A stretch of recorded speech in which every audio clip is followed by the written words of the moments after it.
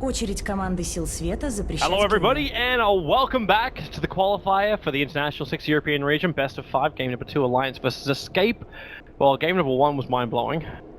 Hopefully everyone's heart rate has settled from that. Yeah, mine settled down. We were slowly going back over to looking at all the illusions, all the swaps, all the Lotus orbs, like the chaos that those fights were. It's worth it. It's worth it to look at the replay, guys. There's so much to take from it. Yeah, a lot of small things happen in those end of the team fights. So, Alliance will have a penalty in terms of the draft time. They have a level 3 time penalty. Looks like it will be only 20 seconds left of reserve, so... Yeah, this is due to the fact that RK had PC issues. So, for some reason, his Windows 10 decided to update itself and get stuck at 100%. So they had to find him a new computer to play on, which is what he is on now, but because it took so long, there is the penalty. So, Syndron has a little bit more time in this drafting phase over S4. But Alliance second pick and Dire, I think they're pretty happy about that one. Yeah, how did we get to that? Like, who was... I can't bring up the chat at the moment, but yeah. If you go back into lobby chat, find out who did what. Not sure. Очередь Alliance выбирать героя. It's because priority pick came to Escape. No, yeah, it is first pick Escape. Syndrome picked first pick and Alliance picked Dire. Yeah. I just remembered. It's actually the only advantage you get for being through the winners bracket. You have pick priority in games 1, 3, and 5, and then.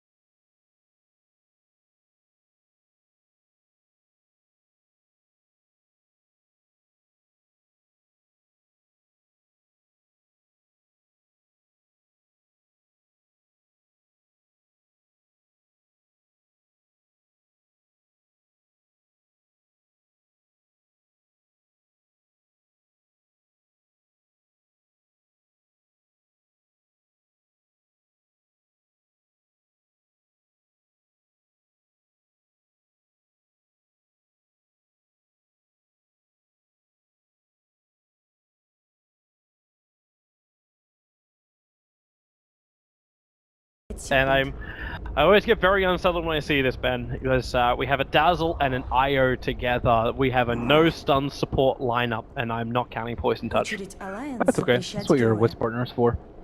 Tiny's fine, although I don't know if you necessarily want that versus the Timbersaw. So last time Alliance ran a Timbersaw, it was mid S4 versus Fantastic 5. He went 16-4, however they still lost the game. Осталось 10 секунд.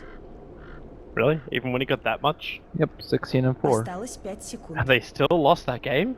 Yep. They lost to Alchemist Luna? Дополнительное время. Okay. She got pulled eggs. Awesome. OP. Well, there goes the Tiny, and they take out the Death Prophet as well, just in case. Timbers without Timber Chain early on in the mid lane, always a bit of a problem, so... It's because Alliance run that strat, the Wisp Dazzle plus Death Prophet. It's not so bad, it's just you have to play it a lot differently than the Wisp plus like Tiny. It's just making the Death Prophet near invulnerable with 2 supports. So let's see, what will be Escape's choice of hero? Sometimes people like the illusion-based heroes with Dazzle, but illusion heroes generally don't synergize very well with IO, unless you're talking about Chaos Knight. But Chaos Knight, I think, is not great versus Timbersaw at all. There's a lot of heroes that are not good versus Timbersaw. Need that Zeus back again. Yeah, Zeus is fine. Just go for the full spammy Zeus. Come in with an IO, give him all his mana back. Let S4, let Qualifier do whatever the hell he wants. But then again, like when was the last time we also saw Qualifier play as Zeus? I think Qualifier Invoker is still a fine pick here. Yeah. I think it's good versus Timber, it's decent synergy with the Wisp, and... Yeah, it's just, they're grabbing all the counters to the Timbersaw, or at least the comfortable counters that also function with Dazzle or the IO. I don't really think there are that many great counters for Timber. Okay, hello Lone Druid. Hello, Lone Druid, indeed. One of the ones escape plays in every single lane. But it's not terribly great synergy with the IO. Like, the bear's not a great tether target. It already has plenty of attack speed from Rabid. Yeah. So you don't get that benefit from Overcharge. So we're thinking more it's going to be a safe lane or an off lane, and not obviously the mid dual combo. What you can do mid Lone Druid and just safe lane IO +1. Очередь команды Well, сил Bounty света Hunter now up выбирать for героя. Alliance, so they'll get some good vision, at least from the Bounty Hunter. A little bit of discouragement from just leaving the top lane and going into... Oh, yes. Очередь Oh. Alliance yes. запрещать героя. Well, this should be a duel off then. The amount of damage these guys do leaves a lone druid to a safe laner. It might. Well, regardless, they can do any sort of laning scenario. IO Necrophos safe or off lane. But Alliance, you'd really want an AA right now for 3 healers. But That's if they can slip it through, but they've already got both the supports, so yeah, they have to go for a core. that's not necessarily true. You can split the Bounty Hunter to go with their off lane as the Admiral Bulldog. It's not terribly common now, but I don't know if they'd have enough scaling without it. But I guess I can see what escape pick. Would be pretty dangerous up against Necro. Осталось 10 секунд. AA like will destroy the Necrophos. Jump them with a Slardar with a Timbersaw on top of them. These heroes don't carry BKB, so Timbersaw can go really hard in these fights. Дополнительное время. But I don't know if that's a solution that they want to turn to. What other way can you deal with it? Can you just throw out the burst damage? But like, who have you got for that? You can, but if Dazzle gets his grave off, and then IO gets like a double death pulse You off, need sustained burst damage then, like something which can always be there. Or you can not have just a one-hit wonder. you can have AoE control too. Yeah. Like Sand King, for example, is a really good anti-push AoE control, but that is another Очередь команды support сил hero. света выбирать Okay, so it's the героя. Weaver that Escape will be thinking Alliance is moving towards. They're still looking for that loader hero.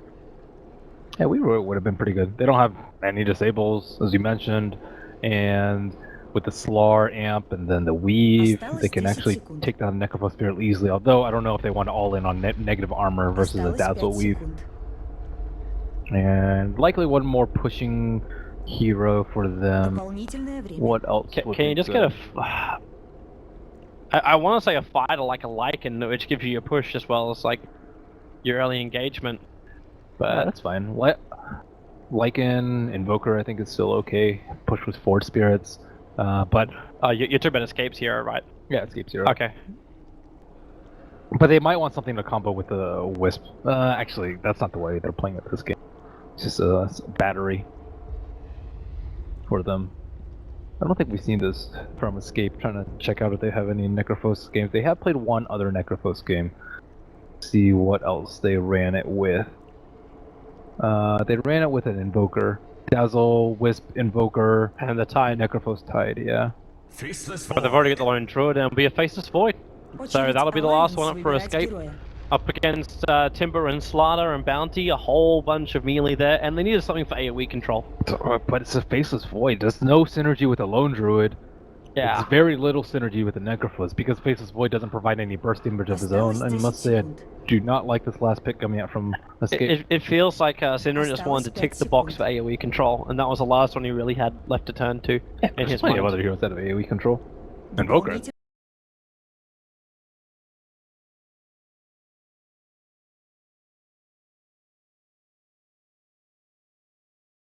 The last one for a lot. Dog Timber? It looks Bulldog Timber, Lotus Slaughter, and then an S4 Ember mid. Versus these lanes, you're not really scared as a Timbersaw. Wisps and Dazzle versus Timbersaw, that's very great for Timbersaw.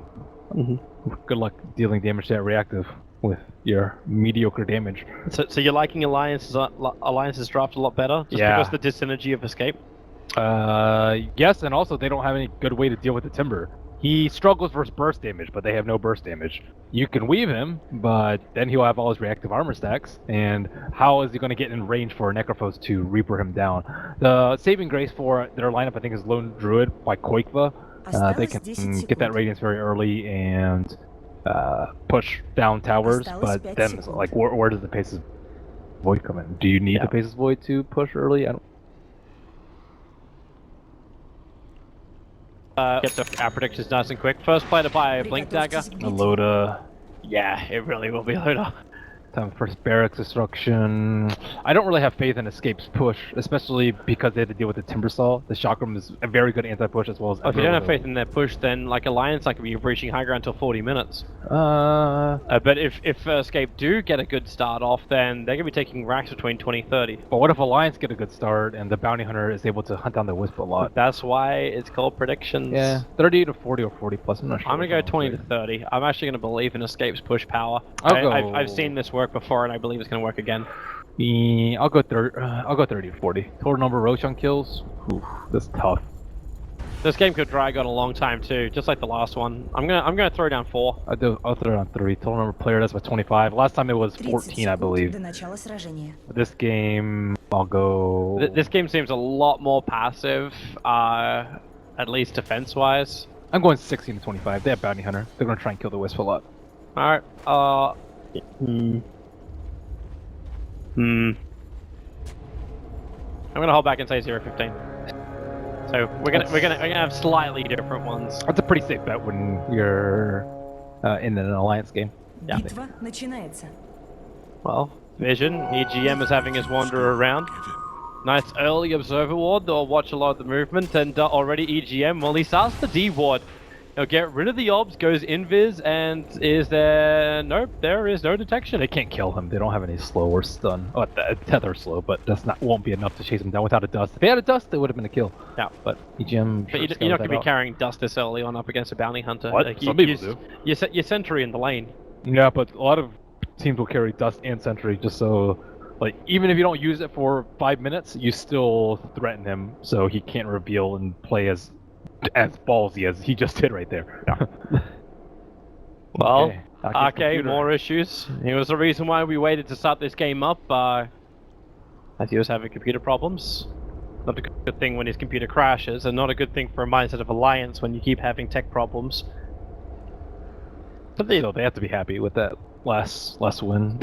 Yeah. No, like, Escape also have to be so cut about that last win. Like, the way that ends, you don't, like, when you don't lose a single Rax and you lose the game. Yeah, I think that's because they made a lot more mistakes in the late game compared to Alliance. Alliance, yeah, like, they feel good about the win, not because I think their draft was like slightly weaker with the just kind of single core, but actually Bulldog was a core too. But anyways, I think like they made far less mistakes in the game. Like their late.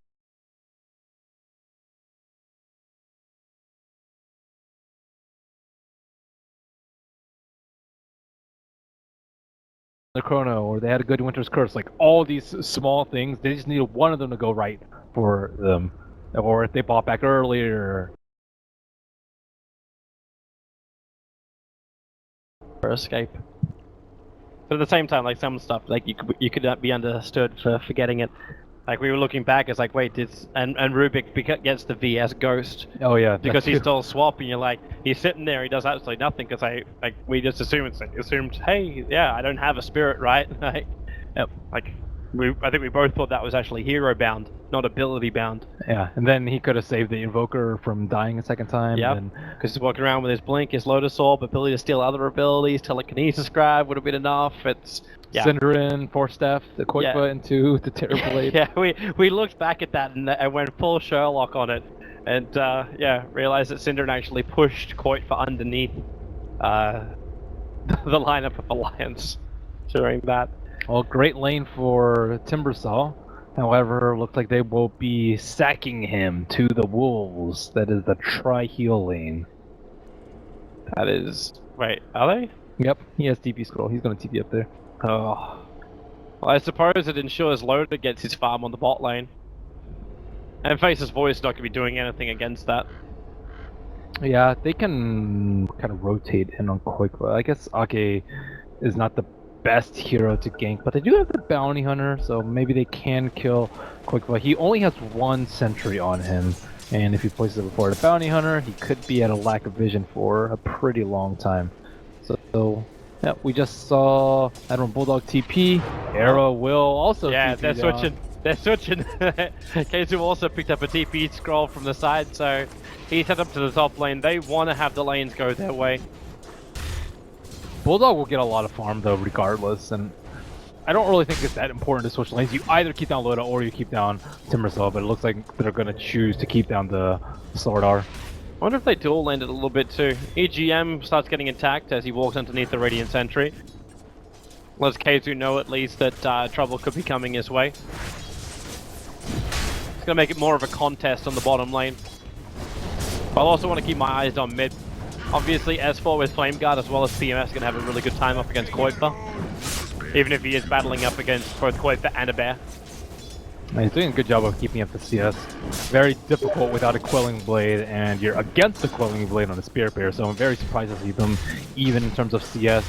Still probably a little bit of threat from the Bounty Hunter. He did show top while he was dewarding, and he is showing top right now, but still that's an ever-lurking threat in the back of every mid player's mind. Especially when they don't have the vision anymore, like when you deward that sentry on top. No extra information. Okay, Cinderin, Loda. He's going to give himself a double crush, but there's no follow-up to this. It's more just space so Ake can walk away. And even then they drag the dire creep wave over. That's not really the intent here of escape. This actually completely screws up the lane of Era. Ah, that's not the play. Well, let's see if Keizu wants to TP back down to the bottom lane after he sees Lotus switch to top. And Timber's already level 3 with 2 points in reactive, so he is kind of in a good position to handle this lane. Unless Epsilon TP's up. Yeah.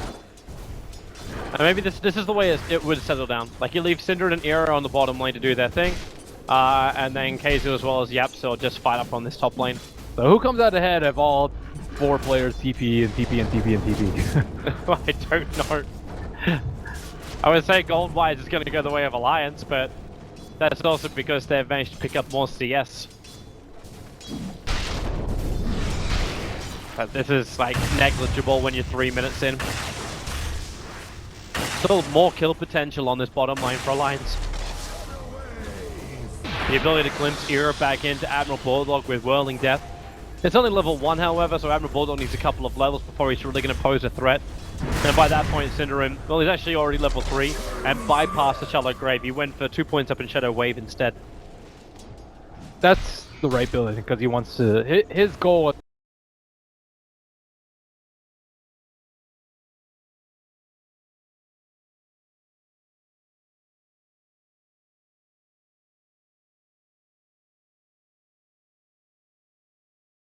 Up in Shadow Wave instead.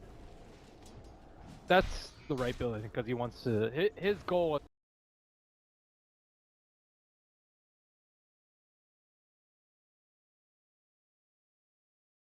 Made it think like Keizu was going to find himself a kill. They've still got glimpse available, so with the time walk down, Keizu's in trouble. He has to run north, but he doesn't have enough time to buy him. This will be first blood going the way of Alliance. And it actually is into the hands of the Bounty Hunter, so EGM gets a little bit of extra money early on. That was good timing by them. I think they went like right before 4, which is when the Wisp would go for the rune. And they don't have vision over there, but that's pretty smart by them. And that gives the advantage to Alliance, starting off here in game number 2. You've still got Kuiper on top of the CS board, but the next 3, Timber, Ember, Slaughter. Yeah, the bear has a hard time versus the amp damage. And you want to be generally tethering the Necrophos this game, not the bear. So it might struggle to survive. Or if you do tether it, they just go on the Necrophos. So only for Admiral Bulldog to be just a little bit too far out. With only 1 point up in Timber Chain. Nah, he has 2 in reactive, 3 in reactive. Okay, yeah, they're not going to kill him. Yeah, he has 1 in Heartstopper, but that's not going to counteract the regen. Maybe once Scythe is up, they would have more of an opportunity, but you still have to try to drop him low to make that work. Bear tries to get aggressive. It's going to be Syrian Chains holding him back. There's not that much more that's going to come from it when a bear gets aggressive like that. Like an IO tethers over, that's all you really get. Syndrome being a bit of a pain in the butt to Admiral Bulldog. Yeah, he has 30 regen a second. No big deal. Oh, that's a useful thing for Kuiper. Just needs more entangles from bears. way to win a lane against S4. He's almost level 6, so even if he's in a little bit of a rough position, always can just TP back and Remnant. They have a sentry down. Arrow's too far away from EGM. They know exactly where he's moving and he goes invis again. And that now means that Alliance know that Keizu is all by himself up on top lane. They decide against the glimpse, and in fact already Synderen feeling the pressure coming, he's already TP'd up to the top lane to protect Keizu. That's nice by Sinren. I think a couple of the early great games today versus Advetum, he wasn't at the right place at the right time. In this game, he's much more reactive to the movements of the team and being there, even if he's not actually needed. EGM gets dusted up, but no harm, no foul. The battle of the RNG, time lock versus Bash. Keizu jumps forward. He needed to get himself a time lock in order to find a kill there. That would have allowed Synderen time to move forward for a Shadow Wave and get another attack in. But now Alliance, they do their rotation. S4 leaves the mid lane, and they're coming down the bottom. The sentry ward's down right now for Yapsor, so we saw EGM coming in, but Era has to go through the tree line. Admiral Bulldog comes in close, there's your first heal, and Yapsor, he can tether and as well as get the first heal thanks to stick charges and as well as the bottle, but because he came in so close, it allowed Admiral Bulldog to get the extra damage. On both Searing Chains, the Flame Guard Burn, and the Whirling Death, killing off the dual safe lane. That was very patient play by S4, really waiting for the Searing Chains. There's a chance that he can like Death Pulse and then TP out, especially if the Wisp is healing him. Shadow Grave's going to go over on Cinder and that wall can't lock him in. Slaughter's going to go down. Looks like backing loader for the first 50 hits is not going to be the thing. That's a very early minus from Koipa. He seems to always get it around that 6 to 8 minute mark. But Timber has very high net worth as well, and Era is not able to farm up safely in this lane at all. I guess his net worth is about as low as Loda's, so... Is Absol dead? No. Loda's TPing down bottom. They're looking for a kill. They already have an observer ward over there, but Loda is just out of sight. Yeah, thanks to the tree line just there. Now he's visible. Haven't seen a ping come, but Era's already moved back to the tier 1 tower. Bulldog getting very aggressive. Now the ping has finally come out. And they realize that Lotus is going to move up and grab the 8-minute rune.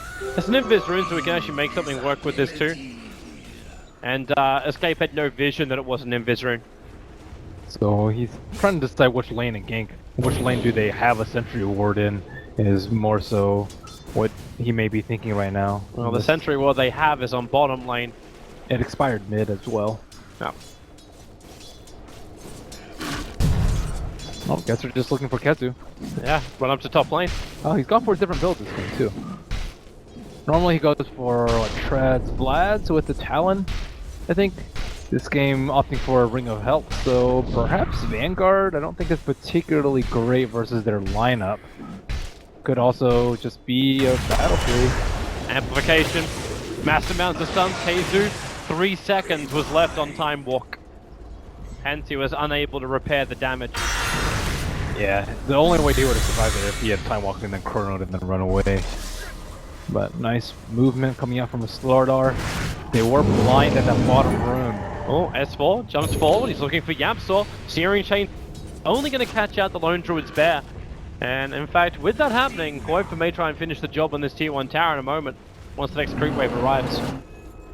Alliance takes down the Observer Ward on the escape side, and now they're feeling very threatened because Era doesn't really know what's happening in this bottom lane at all. Oh, Cinder's over on the side shop. He's buying a TP scroll, but now he might have to self-grave or else he's going to go down. EGM comes in close. There's a self-grave with the burst heal. Era can't really lend that much more of a hand. He's got Death Pulse in 1 second, but 1 second is too long. They're going for a glimpse in the mid lane. Yeah, they're going to drag back the Absol with the amplification on, put inside the storm. There's just no way to get out of this one. Lowe's going to go for just protective crush. Worried about being entangled. Both hits from the Koipa Bear are unable to hit that entangle. So 2 quick picks by Alliance, and they go 6-1 now on the board, looking very nice.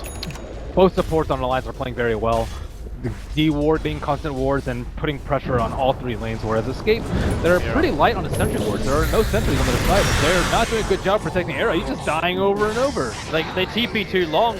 It was also Yapsor was the first one to come in. They needed Cinder and Shadow Grave, but it was still on cooldown. So even when Synderen would have been the first one to TP in, he wouldn't have been able to save the Necro. Wow, what a disaster. You have 2 defensive supports, yet you've yielded 7 deaths in the first 10 minutes of the game, with 2 of those being on your safe lane carry. Well, they ended up splitting up the lane so much. The fact they were forced into the dual lane because of the lane rotations, they didn't have that same kind of like burst power like the 3 healers with a tether combo together. It's... Yep. And you can't leave a solo hero up there versus a disruptor.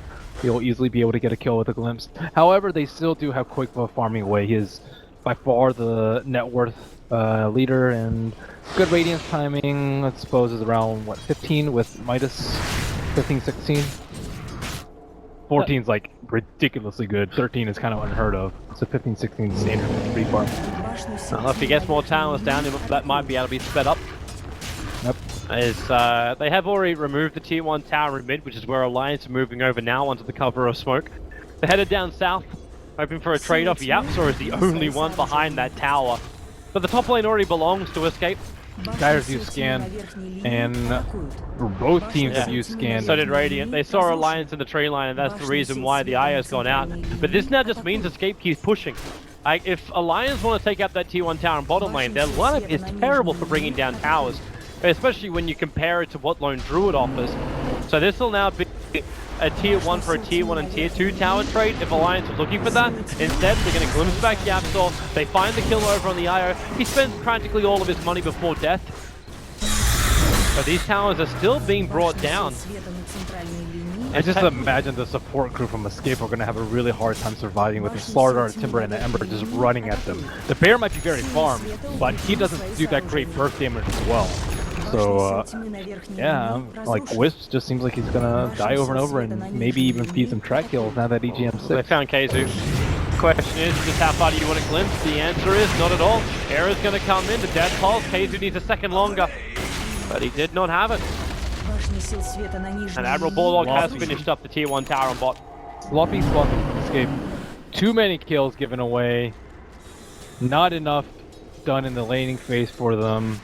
And looks like they're gonna have to fall back on the Lone Druid, but it's still gonna be a few minutes until the Radiance, and even then, it's still gonna be very difficult finding into a very farmed Alliance Ember Spirit with the BOTs coming out 100 gold. I think the pressure is gonna keep mounting.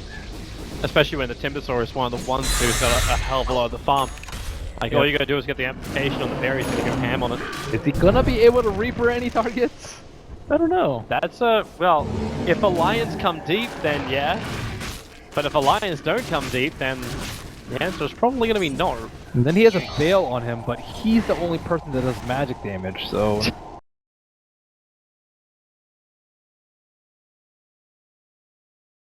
Does he combo with? Like, if he's the only source of damage, just Radiance. that's gonna be Koi for picking up the Radiance, right? Yeah. So what does Era get to go with a Veil? It's good for armor. He needs the armor versus the amp. It's a cheap armor item. Some necros like the mech, but I don't think he's got a double support heal lineup. Like, yeah. Well, you might as well just all in on the heal, so that the Necrophos can stay alive and fight. You want him to stay alive as long as possible because Heartstopper is really good if once it's maxed and once he's able to survive in the fights. But is it worth him getting a BKB like early on? No, I don't think so. If you're really scared of them jumping him, you can grave him, and then you heal him up with the Wisp and the Necrophos. And if you're really scared, you can relocate him out. So I think going for a BKB would be far too defensive for them. Like, mech allows you to play more offensively because of all that burst steal, and you can kind of run around like similar to a Timber Cell in the front line. Well, wait and see what he gets. For now, he's picked up a magic wand. It's his only bigger investment item after the Veil. And there's that Blink Dagger up for Loader. So initiation's available. EGM's going to slip in behind Escape as Escape want to move forward and protect this tier 1 tower. S4, Searing changes his controls up Era. EGM, okay, yeah, he got scouted out then. He came a little too close to the tier 1 tower. Kezo's showing on bottom though. If they see Kezo on bottom, there's no way they can lock people down. But at the same time, Kezo could also just TP onto the tier 1 tower on top. But they can just run away. You can Spirit away, you can Blink away. They have no jump. Timber Chain away. They're not scared at all of dying once the Faceless Void is showing. I maybe would have preferred like an Iron Talon from him so he can stay in the jungle a little bit more, so they are scared of the Chronosphere. but right now he has to farm out lanes in order to farm at a decent pace, and Loda is perhaps looking for a jump on someone. He is under the Observer Ward. Maybe they can get a relocate kill into a Reaper on Necrophos, especially on a Loda. That would be great for them, but not opting to take that opportunity. Perhaps a little bit too close to the T1. Escape realized the Observer Ward's on the high ground. They're going to send the bear up there to Quelling Blade it down. And Quals is almost there. He's sitting at 1,000, so it looks like it's going to be a 17-minute radiance. He's going to go up and use his Midas in a moment, and that'll give him his last bit of money. Yep, and the bounty rune. So there he goes. Ba-bomb. So do they want to push with this now? I'm not sure how late they want to take it. As you mentioned, you would hope that Escape would have an early game advantage so they can start taking them towers with the Radiance, but everyone else is pretty poor on their side. It just seems a lot easier if Escape just try and do the trade-off. Like, push through the bottom lane if Alliance want to try and take out the top, because you're always going to win that run. You got a lone Druid against a Timbersaw and a Slaughter. But Alliance have better mobility. They had to blink on the Slaughter. Oh, they find EGM error. Now, well, if he's going to throw down the ulti, just hold EGM there. That's exactly what he's going to do. It's not enough to put him on the sidelines for the extended period of time, but a kill is a kill. And now Keizu, Chronosphere onto Admiral Bulldog. Relocate is on the way. They bring in Era. Remember, they don't have the ulti available anymore. So they keep chasing up after Admiral Bulldog. RK get a glimpse of him down. It's not too far away, but it's going to allow the rest of Alliance to move over. Loda was looking for a crush target, and he won't find anyone, in fact. They're all back behind the T1 tower now. Apart from Synderen, who is very aggressively warding. At least during the distraction time. Escape realized they had to make something happen with the Radiance. Like the other cores aren't getting enough farm at the moment. And they take on T1s, they can get Roche and continue to beef up the Necrophos. But right now, I still feel like Necrophos is very fragile. She's gone a lot of armor with the Bastion and the Veil to deal with the Amplify, but still Timbersaw and like Disruptor ulti on top of him is going to prove to be very difficult for him to survive. Synderen's trying to watch S4 first and entangle, but Spirit's away. Obviously, as a Dazzler, you got no control. Like if this was something like a Bane from Synderen previously, then that might have actually come to something. Or they're even stealing off the bounty runes. Sentry wards are available in EGM. Koifa got to bring that bear back over again. But it's just a little bit too far away, so it wasn't there for the entangle, and Admiral Bulldog initiates Synderen. Not enough mana for a shallow grave, but Admiral Bulldog, not enough life to survive. He'll actually have to use the Bloodstone charges, kill himself. So Suicide gets to go on cooldown. The Blink Crush from Loda is a little bit off as Keizu was able to time walk himself out of here. He doesn't have Chronosphere available and locked inside the Storm. He's got to head to the east outside the Storm. This heal Synderen still doesn't have enough for that shallow grave. Well, that's been told to the rest of his team, and in comes Loda again. RK with that side puts down Synderen, another Shadow Wave. He'll dodge the Timber Chamber. Can he dodge S4? Synderen will finally go down the track at the last moment and entangle on S4. He's going to lose his life, buying up his weapons before death, so trying to save as much money as possible. EGM is also slowly digging down the radius, but he gets rid of Lone Druid's Bear. The resummon will now kick up, and Keizu, he's got Chronosphere available to commit. He doesn't have enough time for Era to get that ulti back off cooldown, so they just commit the Chronosphere and now kill off Admiral Bulldog. He used Suicide previously, and this time around, he's going to die the old-fashioned way. The Bear sticking with him, the Wisp Spirits, or Willy, he's still surviving. The chain up, stay on the run into the tree line. One he's actually cut through the tree line, gives himself a little bit of a path to escape. With the Savage Draw, they move up behind him, so Era will pick himself up, a double kill. And I think maybe now it's time to back out of here, as Escape have gotten a lot of back-to-back kills. Yep, and Faces Void going for more of a carry build this game. And he just leaves it with a casual ring and picks up the Hand of Midas instead.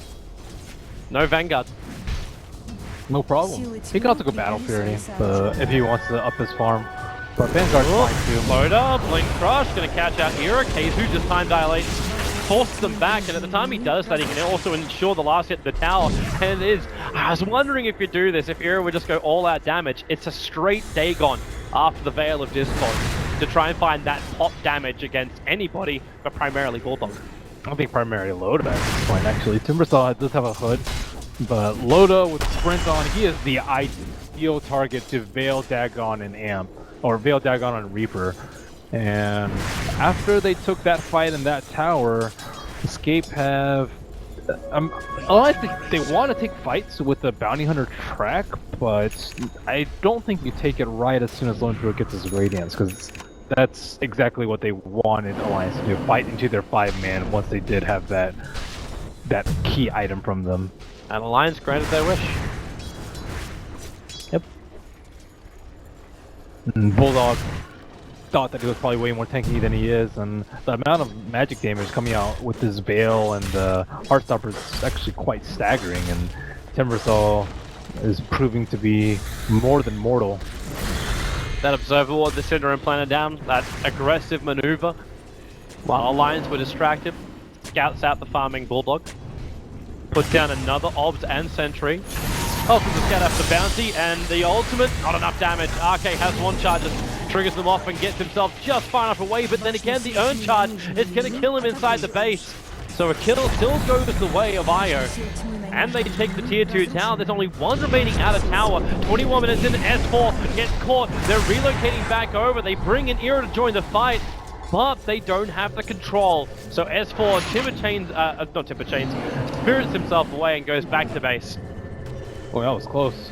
Nice position by Kezu to set up for that kill. But as you mentioned, just not enough damage from them. Dagon still was on cooldown. And EGM stalking the Wisp. This could be a free track for them. Have a tether away. They can't keep the stunts going. So it looks like Lotus going BKB. I think that's very well justified versus the Necrophos in this game. And he is leveling up that deck. Is this actually a smoke? Practically 5 heroes at the secret shop that Escape are aware of. They throw down a new sentry, so they see EGM. And now S4 wants to go Era at the most revealed. There's your jump forward. They need to keep Era alive. Shallow Grave going to be used in the Savage Roar, trying to make it so Alliance have to disengage. They'll reload the glimpse back in Era, looking for another opening. He can't get his holding down. That wouldn't be enough to kill off S4. But now the Storm from Arcade splits the fight up. There's so many tracks down at the moment from EGM. If that bear's able to get an entangle, however, he's going to be in trouble. The Radiant Burn still forcing the Bounty Hunter back. Now to 90 HP. They'll earn him back up again. Bear's still very, very low. Easy walking money if they can pick it off. But a quick resummon from Kuiper. Now a glimpse once again. Dragging KZU back in again. They have huge amounts of damage. Finding the kill. I'm surprised they're trying to fight without the Necrophos. They're fighting without the Necrophos and without Chrono. The Bear is strong, but not that strong, and they're really underestimating the power of the Amp or the Trek into the Glimpse. You can't run away from that. You have no way to dispel that on any of our heroes, and that will be 2 important track kills for Alliance. And looks like Faces Void actually going for Shadow Blade this game, and the Shadow Blade will aid him in killing S4. I don't know if he's going to chance trying to right-click him into a Chrono, but just Shadow Blade in a Chrono should be enough to suffice unless S4 has some ungodly reflexes. It's enough to ensure he does get that Chronosphere off. Maybe. Something like even sometimes you'll see them raise their arms and you'll already have your finger on the slight into an ult, so it's not guaranteed. Guarantee would be something to cast point, like well, did. Here we go. Walks in, gets it. In comes to relocate. Era, the damage with the Dagon. They put him down. 77 seconds on the sideline. Coimpa's being chased down. Primarily his Bear now isolated. There is no resummon for 40 seconds. With the Savage Roar, Alliance being forced back. They got no physical damage once the magical is gone.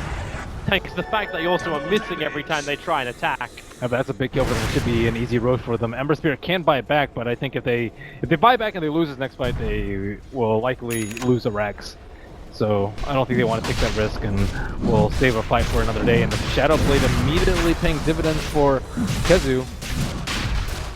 With if it's hidden, it's almost guaranteed for a kill. So S4 will have to be very careful about how he proceeds against this Faceless Void. Very smart item pickup by him to deal with his split push. They don't have that much lockdown, but if you're almost guaranteed to get your Chrono off, then S4 won't be that farmed. Can someone get rid of that ward? It's a small little thing, but starting to worry me a little bit. they threw down the Orbs and Sentry. Now they know EGM is inside the jungle thanks to the fresh tracks. But yeah, they Orbs and Sentry and they can see all, including EGM walking back up to the Dire Ancients. Watching Loda form up his BKB, and Alliance still okay. No pipe completed yet on Tibersol. I'm not sure how well he's going to be able to. Looks like he's actually bypassing it. He's going in for a Lotus. Correct me if I'm wrong. It might be to deal with the Faceless Void, a time dilation. You're in very deep S4. I know he's gonna Spirit. Wait, they actually started to relocate for that too? Okay. It was Keizu's attempt at getting the Chronosphere off. Yeah, he's a little bit more careful now. Alright, so it looks like Era's gonna just mix up his build a little bit. He got to level 3 Dagon, but now he buys at the Blink Dagger, so better positioning coming in for the Necro. Yeah, I think this Lotus Sword pickup is pretty decent. It won't help people from getting Reaper though. I think Necrophos would gladly still Veil Dagon Reaper a Lotus Sword target. That's Nymph Desire. S4 still fine. He's got a Spirit sitting back next to the tier 3 tower. So he knows he's in no real peril. Unless there's a Void there. Oh, hang on. He started his TP. Alright, Spirit jumps back over to the mid lane. Башню сил света на центральной линии атакуют. Also pinging out, saying there's got to be an observer ward around there, which there was. Now it's going to time out. Syndrome puts down a fresh sentry. And Ob's exactly where Alliance are probably expecting it. Now there's smoke, the Wisp is separated from the rest of the team. Dazzle's going to reveal, however. Syndra's the first one. The Storm came up very, very quickly. That meant no shallow grave, but that also means now Storm is down. Era looking for a kill over on Arcade. He can throw the ulti down, that will get rid of him, but they're going to rely on the Urn charges to take out Arcade instead, and they look for a bigger target with Era, and there it is. It's going to be Admiral Bulldog put into the sidelines. Era's still got more space thanks to the entangle over on Loda and the follow-up Chrono. Era's just on the edge, but he's not inside of it. So 3 heroes lost for Alliance. You get both the supports of Escape for it. But this now opens up a push down the mid. No buybacks on any of the heroes for Alliance who is currently dead. Oh, I thought that was going to be a better fight for Alliance. They realized that Necrophos had an Aegis, but they saw Quakefoot on the left side of the map, and he doesn't have BOT, so if they take a fight around the Dire Ticket Shop, it'll take him a good 30 seconds to get there. But the problem is, Era is very difficult to kill at this point of the game. Especially when he's got friends. So they bring down the melee racks. It happens just before the 30-minute mark. And it's all, heck, this is what we've seen from Escape previously. One decent fight for them. This is how they got their huge kills, their win streak as no diggity. They would always run this point for Lone Druid. They just need a one good fight, and then they punish so hard, ripping through the melee rack. Alliance still want to fight. Era doesn't have his ulti off cooldown just yet. 18 seconds. The Bears finish the job.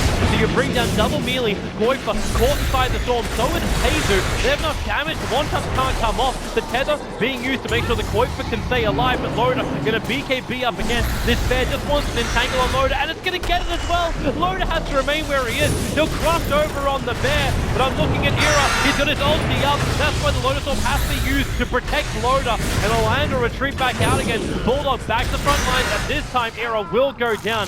The Aegis Immortal will trigger. He's all by his little lonesome. They put the Chakram on him. He throws down the ulti, kills EGM before death. But S4 picks up a triple kill, but the damage is done. 2 lanes of melee racks taken, plus both of the tier 3 towers. Escape pushed so hard, so fast. Yeah, that went out of hand very quickly. The Lotus Orb Dispel and the Entangling Quals is actually pretty nice. Did not consider that interaction. It really helped out Loda during his BKB. But there's an Ember Spirit in the game, and no hard lockdown aside from Chronosphere, so this game still not completely out of control for Alliance. I like the way that they're using Faceless Void this game as opposed to the last game. Last game it was use it during a big team fight, try and get like 2 or 3 heroes and combo with the Invoker. This game they're using him more single target, kind of like a Beastmaster Roar, just to lock a person down with or without BKB. And they're keeping him off the map, and he's also used to stop the split push threat from the Ember Spirit. It's a much better way to play him this game than the normal way, just because of the way that Alliance wants to fight and the way they thought they'd be able to get away with the Ember Spirit free farming everywhere. Interesting to see his next item choice as well. You've been liking the way they played it. What do you think of Diffusal over on the Void? It's great against the Ember Spirit. Like, Ember Spirit is going to have a lot of trouble dealing with the amount of magic damage with no pipe yet on the Timbersaw and his Flame Guard immediately purged out. It's also good defensively if they want to help out the Necrophos, dispel the amplified damage. It's also good at dispelling track. It will help versus like chain feeds with the amplified. Hero. Jump. Arcade. Ulti. Boom. 80 seconds. Goodbye. So Faces Void's great at getting one hero pickoffs. Hero's just proven he can do it solo now. Oh, Yapzor has Lotus? Oh, that's really bad for Alliance. Now they, like, that's gonna be near impossible to kill the Necrophos. They have to, and he has BKB, okay. Yeah. They're actually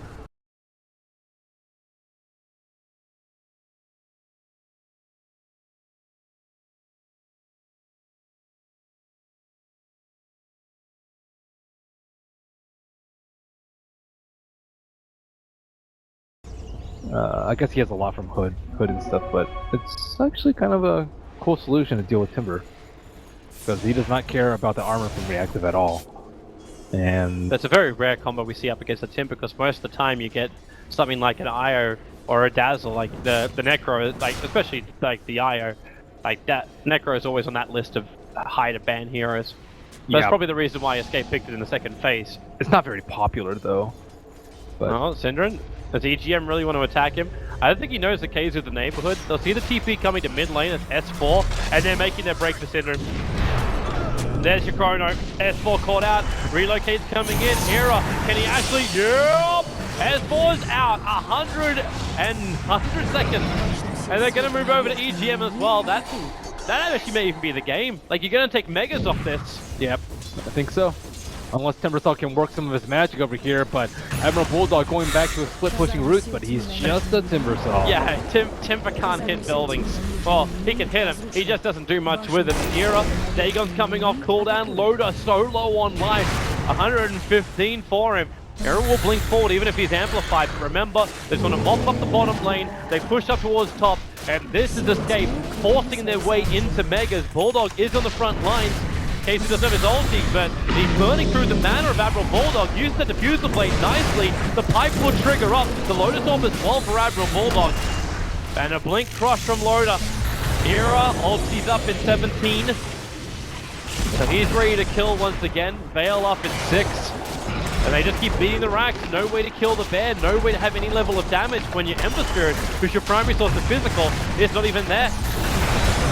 30-second window is more than enough. Arcade being ripped apart by Keizu. He doesn't have Chronosphere available. He's going to stand his ground, and then she gets the bash on Loda, holding a position just long enough.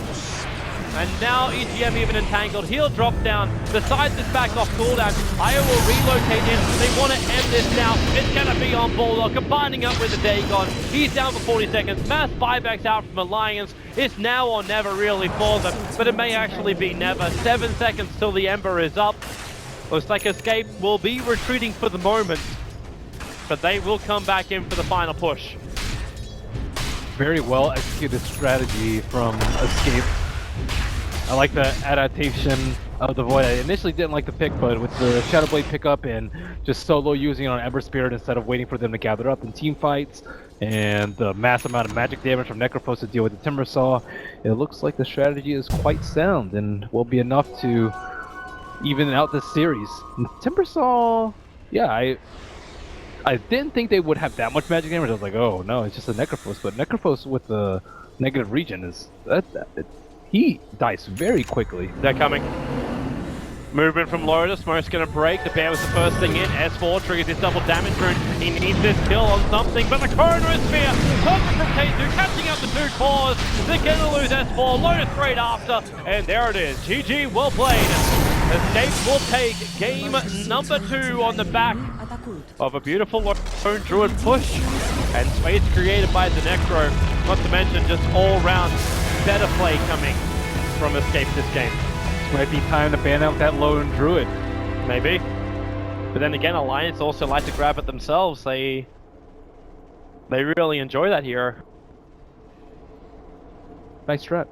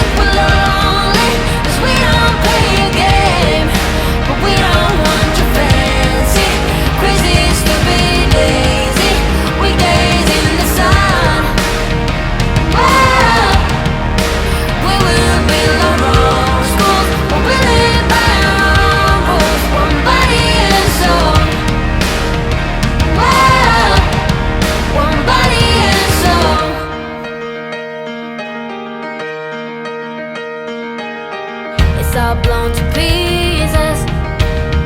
The life we used to know, but here's a new start for everyone to take part. So come together, it's time to make it right. Every father and mother, every sister and brother, and we won't go until you get it. We don't want your money, we don't want your fame. You might think we're lonely, 'cause we don't play a game. But we don't want your fancy quizzes to be lazy. Weekdays in the sun,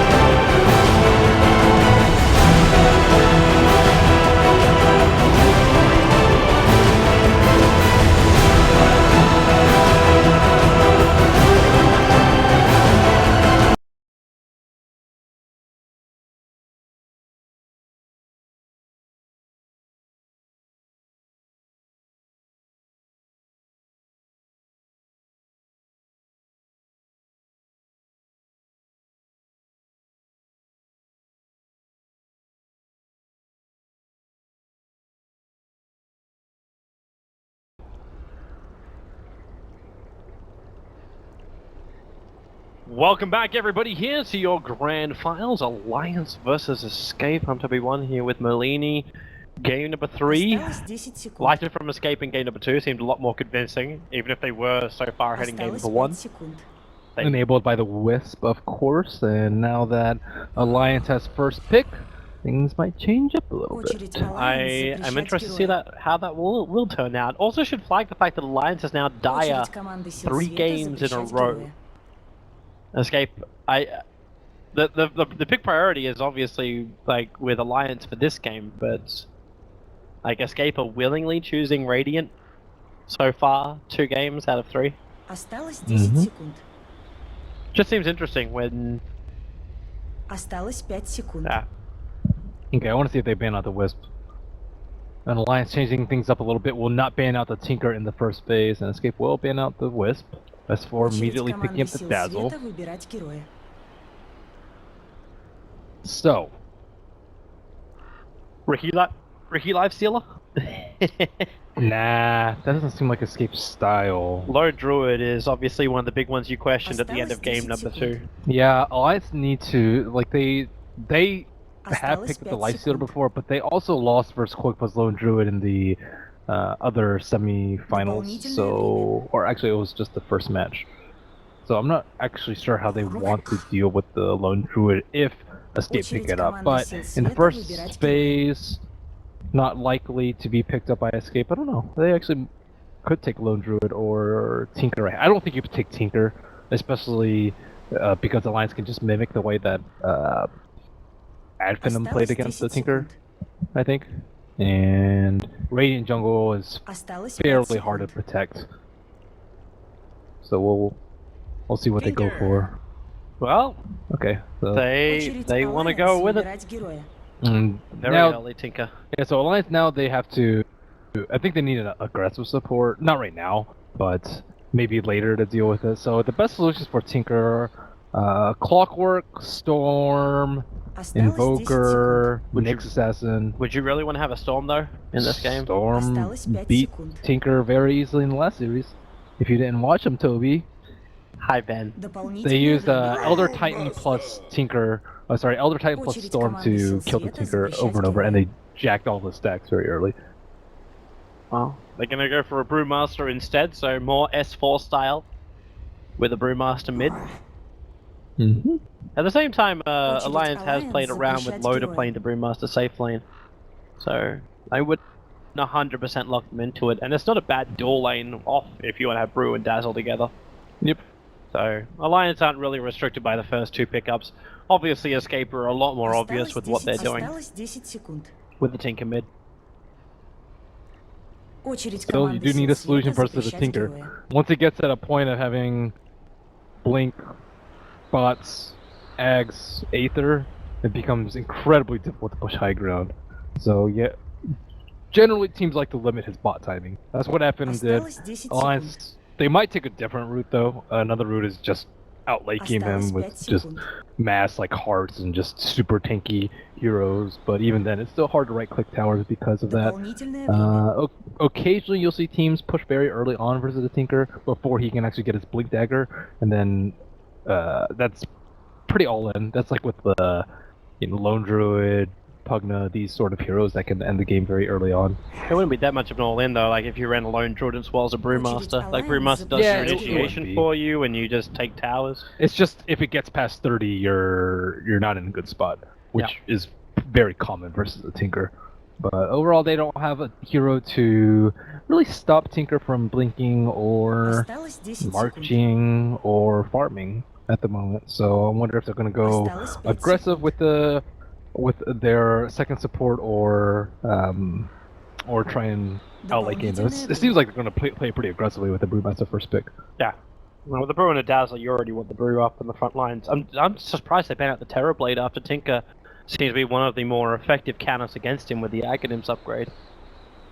Yeah, I'm actually a little bit surprised too, but maybe they're scared of them ending the game early because Terrorblade is really good at that. Yeah, Terrorblade will be able to push you. Another solution that we saw a little bit is the Spectre. I definitely know that's in Loda's arsenal. I just don't know if they want to go for that, but Spectre is It's also, I think, pretty good with Brewmaster because they can like start a fight off. You just haunt in on somebody and they're forced to fight into the Brewmaster split. Осталось 10 секунд. And you can stick on the Tinker, stop his blink. Might not be able to stop his rearm, but you can stop his Осталось blink. 5 секунд. Well, let's get the next wave up, Synderen. Something to actually help control the Brewmaster is something they have to look for. Telekinesis won't be enough. So, something that's able to stop the Brewmaster split. Rubik's kind of okay. Some teams like Disruptor for that long duration silence. Because he has Grave, so if it's just something short like Primal Roar, let's say, and you grave him, then he'll just split immediately after if there's not Necro books on him. But yeah.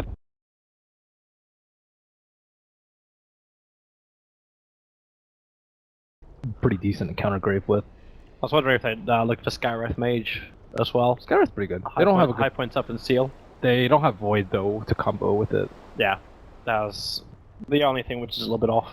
But you can still combo with the Rubik. He's not too bad, like amplifying for Tinker. But not their choice just yet. They could also go for a Slardar. I still think like Slard's pretty safe for them. For Escape? Yeah, for Escape it's good lockdown so you can just burst people, Blink Crush with Tinker versus very quick. Also some additional lockdown with the Rubik, Dire, Roshan potential in case they ever get to it, and they can also put it on Arrow or Kezu in case they don't know what's going on. Well, we're gonna be running jungle. It's Synderen's Night Stalker. This is mega greedy. There's still Riki, there's still Bounty Hunter, well, there's it still could actually be Spearbreaker. Keizu. It could be Keizu as well. Yeah, okay. Because like the Void was banned out, we don't know what his hero is just yet. Now we get Lotus Juggernaut. So Alliance, again, playing exactly what they want to do. It's the same style of Dota they always want to play. Brewmaster mid, Juggernaut safe, bring in the Dazzle. This is comfort zone for Alliance. The Healing Ward is especially nice versus Tinker.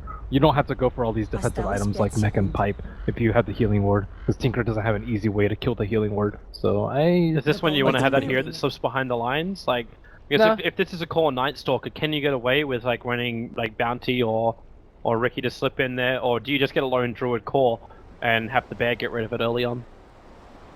I think a low Druid Tinker Night Stalker would just be way too greedy. Like Alliance have a decent like semi-push lineup right now. Oh, okay.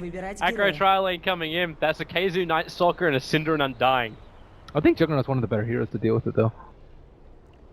This is spinning. I cast that game with Fogged yesterday. When they ran the Synderen Undying. That was with the Wisp. I think without a Wisp, Undying's a lot weaker because he just dies very easily past like 5 minutes. Дополнительное время. We shall see. We thought the same thing, but then like they actually coupled nicely together. Like, and it adds a lot of pressure to the Alliance safe lane now. Like, how does Juggernaut fight in the middle of this one? It's a non-silence thing, so they have to win this lane. Like, Night Stalker is your primary form of silence now against the Brewmaster. I think that lane's actually fine. They can easily pick up another defensive support if they're really worried about it. I think Juggernaut is one of the best heroes in dealing with try-on-try. You can just spin around away, and with poor man shield, it's very rare that you're gonna die. I'm wondering if it's even worth lane dodging from Alliance, because with the Undying, at least with the Tombstone, you can force into the tier 1 tower early on.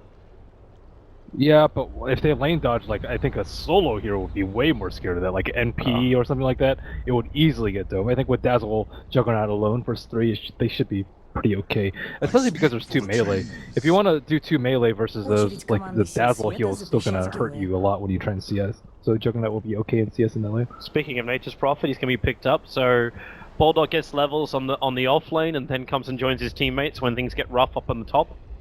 Maybe that's what he's considering at the moment, but this could also mean you get like a really strong laner on the bottom up against Nature's Prophet. Like someone that does go solo, and I'm still cannot believe Lone Druid's in the pool here, with both of these teams loving it as much as they do.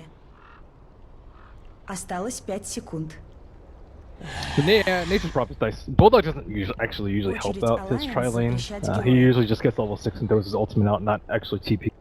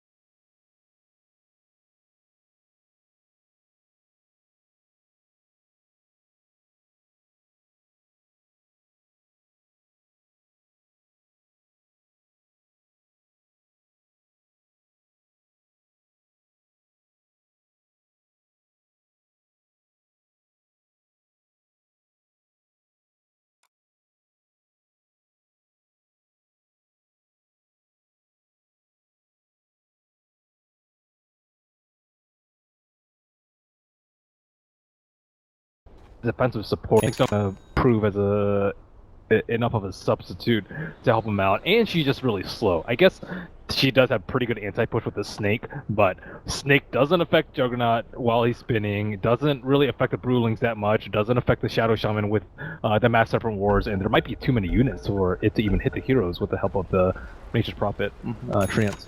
First Blood, when's that going to happen? I am saying 0 to 3 minutes. Okay. I think it's going to be a very aggressive aggro lane, and there's going to be First Blood then. Okay. Play with the highest total magical or pure damage under heroes. It's usually Tinker. In the first 25? Okay, yeah, I'm down with that. Play with the least deaths. I kind of want to say Medusa. I kind of want to say she's going to like tank through absolutely everything and be completely ignored early on. I kind of think Loda. You think Loda? If Loda's in the middle of that tri lane, I'd be very concerned. Yeah, I have a Dazzle behind him. I'm going to go with Loda. I will go against you. I'm going to go with Era. Total of complete daggers purchased by 25 minutes in. Definitely Tinker Brew. I think only 2. Shadow Shaman might get one though. Early on, I go with 2. But they have a push strat, so they might get a lot of towers, and yeah. It is 0 to 2 seems a lot safer. It's EGM on there. I'm going with 3 to 4. All right. I have faith in EGM. Enter God mode. For him to get all the money. Alliance are going to aggressively smoke into the Radiant jungle. So they're coming in. EGM actually goes boots first as well on this Shaman. Very, very aggressive. You know what? No, I'm going to stick to my guns with 0 to 2. Doubt yourself, Toby. Doubt yourself. No! I only doubt myself because you say it. And I'm saying it right now. Doubt yourself. Value your opinion, damn you. Boots first as well, and Admiral Bulldog. The lane's going to settle down as Escape. I'm almost waiting for them to like set up a gank here or here as Alliance try and move back into You just have lane. Loda go up front, and if they telekinesis him, you just... Unless they get level 1 Crippling Fear, he shouldn't die. Yeah. Yeah, that's pretty gross. Yeah. That's the same reaction. But if it secures you First Blood, then maybe... Wait, are they going to give up both the runes? They have to turn around. Like, Loda currently is going to spin and sit on this rune. They went all the way into the jungle, and now they actually move off both the runes. So Alliance get both bounties. They pick up Loda. They'll throw him back down again. There goes your spin. Synderen did start with a decay, so Loda's down to 520 HP. Worth for bounty. And what's the lanes? Okay, so what we really felt was going to be an aggro tri lane is in fact Keizu heading up to the top lane.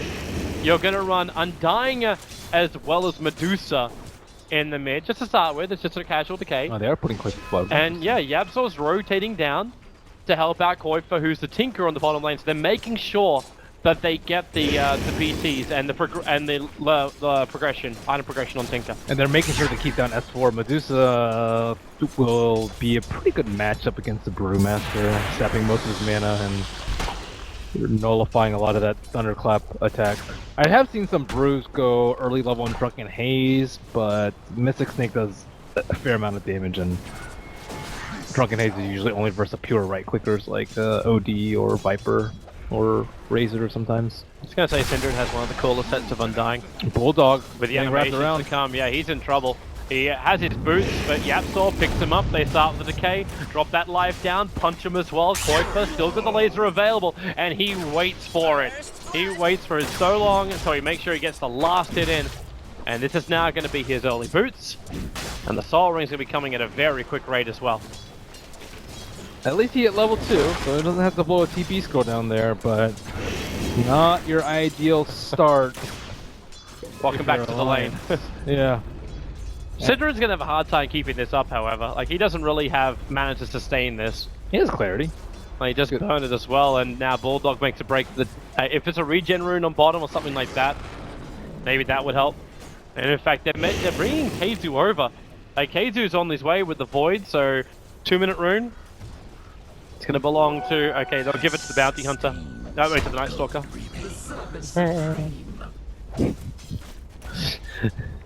I heard that, Toby. Yeah, I know you did. Looks like top room will be saved for S4. Going with... I'm not going to force the issue. It's like, okay, Night Stalker, yeah, you want to abandon the top lane, pop the healing ward, force their way into the tower. You actually have Arcade with Poison Touch, as opposed to Shallow Grave or Shadow Wave. So this lane doesn't have as much sustain as they probably would like.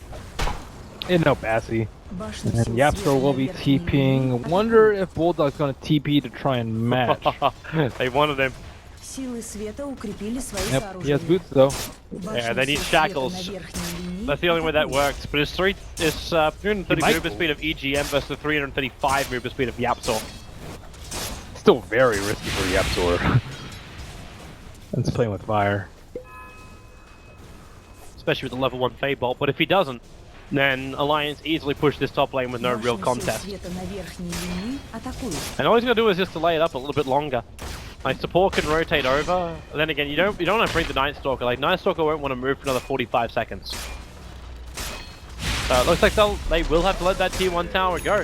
Very early on, only 325 seconds into the game. I mean 3 minutes 25 into the game. Yeah, nice build by Juggernaut going for level 2 healing ward. Башни сил света на Very верхней important линии because he разрушены. didn't start off with a ring of protection, so that makes the first siege push very difficult without the Bassy. But healing ward is kind of a good substitute for that. Especially with a higher level. Yep. Tinker doing very well already with the soul ring in lane, and the supports are free to stack because Bulldog has ditched. Just bail out. He's obviously going to farm a lot more efficiently inside the jungle. Stacking also not a bad thing to do. Brewmaster as well as the Juggernaut are both capable of cleaning through stacks. It's just until the Battle Fury is up, you won't be cleaning through any ancient stacks, but that's why Synderen again, he's always very early on moving in to get these wards down. Preps up so they know exactly what they're up against, and allows Keizu to make a good decision for his rotations. By the way, the admin has set the wrong. Yeah, Win this is not score. 2-0 to Alliance. It's 1-1. Obviously admin is Swedish. He's not actually, he's Russian. Swedish bias. Era being initiated on RK with that poison touch. Era, God turn the shields on. He's okay with this, however. Like, he gets initiated on, but he's got a regeneration rune bottled up, so nothing of value has been lost here for Era. In fact, he moves back in, can Mystic Snake and burn a little bit off S4 too if he wants to. And he had a tango just in case Bulldog were to TP in. Башню сил тьмы на No нижней quelling линии blade, but атакуют. one way to get it outside the sprout. S4's going to take a little bit of Ake, chip nice damage. smoke pop from Ake. I bet it's... Oh wait, Keizu. He lost vision for a short period of time. Era's waiting in close. They go for the void. Yapsor with a 2.7 Fade Bolt. RK is going to drop. Another good movement coming out here from Escape and Alliance. Not looking good. Better Ake than S4. Oh, they find S4. Void as well. S4, he's got 2 1 charges only. They're beating into him. Era's moving over. The Shadow Wave's out, but RK does not have Shallow Grave. Admiral Bulldog also can't be part of the fight. With the Stone Gaze turning on from Era, Admiral Bulldog and RK have to walk away. And S4, you said it well, it was better not him, but it will still be him. Nice dive by Escape, catching out S4 right before that level 6. This is going to slow down his Blink Dagger heavily too, not to mention every other item progression he's going for. Yeah, nice ward setup as you mentioned by Sin, placing that behind the 2-1. That has secured them a lot of kills and even forced Bulldog away from farming. It's just good timing for it as well. Like, they knew exactly where they wanted to fight, who they wanted to fight up against. Like, slowing down Bulldog, sure, that's terrific, but they knew they could go for S4, and the vision also allowed them to chase RK further down too. Overall though, EGM's still getting a lot of form. He's level 5 on the Shadow Shaman with Arcane boots in his inventory, so they can still push with the Shadow Shaman wards and make quick work of the rest of Escape's T1 towers.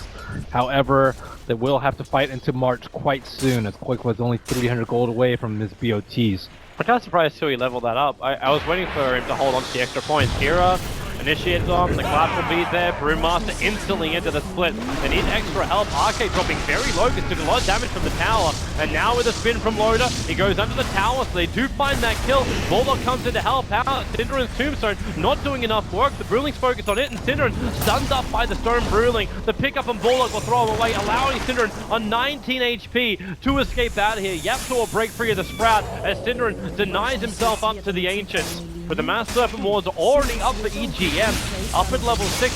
So Alliance use this to attack harder into that tier 1 tower. Escape had the right game plan of killing S4 before his level 6, but they were not prepared for the actual fight at level 6, and they really needed to prevent that first kill on Era. I don't believe he had enough mana for Stone Gaze, or it wasn't on cooldown, and all they needed was like 20 more seconds, I would say, and then they wouldn't have gotten level 6 on the Shadow Shaman, and they probably wouldn't have gotten the kill on Era, but Alliance striking at just the perfect time. But now Qualifier will have these BTs with the Soul Ring, so they probably won't have another good opportunity like that again. Next time they'll have Martial Machines to deal with, high levels up in that, not to mention issues even just hitting once these lasers and the burst damage from the Tinker starts to arrive. That's only if they push the towers in a very standard way, which is just walking up in full vision. If they smoke around with the Brew and the Juggernaut, I don't think the Tinker can stay up like that. He doesn't have Blink Dagger, so he still has to play a little bit scared, but they need to prioritize that Blink Dagger as early as possible so that he does feel safe when they're defending this last T1 or potentially T2s. And they also need to make sure they keep EGM down, because EGM Blink Dagger threat, or S4 Blink Dagger threat, but I would say more so EGM because he has the instant Hex after the Blink. That's much more problematic for the Tinker than the Blink Clap. If once they get that, they can start dealing with Koikba, but until then, they're going to have to settle for allowing him to free farm. Well, still the consequences later. That's never a good thing. Just a quick scan from the Dire as they try to check out and see if anyone was waiting on the bottom lane. Kind of a weird thing to scan for when they don't really look like they have an intention of pushing out. Because you still need to S4 to get that last little bit of money to get his Blink Dagger before he really wants to do anything. Getting hit like that too. Yeah, now you see why he is so tentative about coming into that mid lane. Gets hit by one Mystic Snake and drops down to 200 HP. And this will allow Escape to push in towards the mid lane. So Fortification will be burnt. This is the first T1 tower that will go the way of Escape. There's no denial coming out. I wonder if Bulldog's gonna go for this courier kill. He sees it with the Observer Ward, but he's going for the denial. Wait, he actually gets the denial? Wow. The Observer Ward was up, they knew what was coming. So they Drunken Haze on Synderen, he starts the TP, Stone Gaze will trigger, but Synderen's TP obviously gonna be successful. They didn't have another stun up their sleeve. And they focus on the fight as opposed to the courier. Bottom lane, the Mass Serpent Ward's gonna get farmed up. They didn't even get that many last hits on it, so not so bad for Alliance, but losing that T1's a pretty big blow. The more tier 1 towers you lose, the more freedom Tinker's gonna feel. Yep, and they aren't able to take that many fights during daytime because we're already level 7 with Darkness ready, so they 11-10 is about the moment that Alliance have to start fearing, and then if they play too passively, then Tinker's going to get his Blink Dagger in time, so they have again a very small window to make use of daytime plus Blink Dagger on the Brewmaster before the Blink Dagger on the Tinker hits. And it looks like they actually are trying to gank him. Koikba in somewhat of a vulnerable position. The second they got that Blink Dagger, they instantly smoked up and went for a play.